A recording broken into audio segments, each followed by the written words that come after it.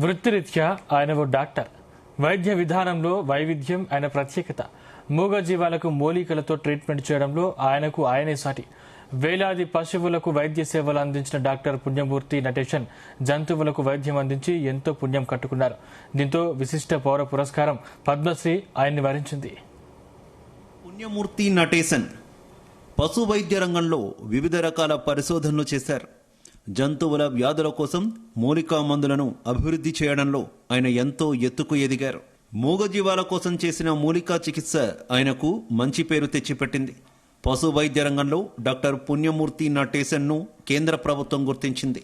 భారత విశిష్ట పౌర పురస్కార పద్మశ్రీతో సత్కరించబోతోంది. డాక్టర్ పుణ్యమూర్తి నటేశన్ ఒక విశిష్ట పశు వైద్య ఔషధ శాస్త్రవేత్త, విద్యావేత్త, అనువాద పరిశోధనా శాస్త్రవేత్త.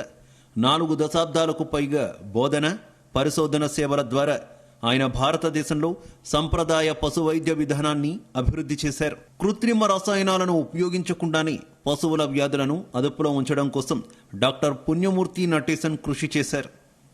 రకరకాల పరిశోధనలతో విప్లవాత్మక మార్పులు తెచ్చారు. అద్భుతాలను ఆవిష్కరించారు. నటేశన్ సాంప్రదాయ పశు వైద్య విధానాల్లో పీజీ డిప్లొమా కోర్సును ప్రారంభించారు. Tamil Nadu veterinary and animal sciences university, foundation for revitalization of local health traditions Tamil Nadu, Karnataka రాష్ట్రాల్లో అందిస్తున్న అత్యంత విశిష్టమైన కోర్సుల్లో ఇది ఒకటిగా గుర్తింపు పొందింది. భారత రాష్ట్రపతి ద్రౌపది ముర్ము 2026 జూన్ 23న రాష్ట్రపతి భవన్లో జరగనున్న కార్యక్రమంలో డాక్టర్ పుణ్యమూర్తి నటేశన్కు 2026 సంవత్సరానికి గాను పద్మశ్రీ పురస్కారాన్ని ప్రదానం చేస్తారు. డాక్టర్ పుణ్యమూర్తి నటేశన్ పశు వైద్య రంగంలో వివిధ రకాల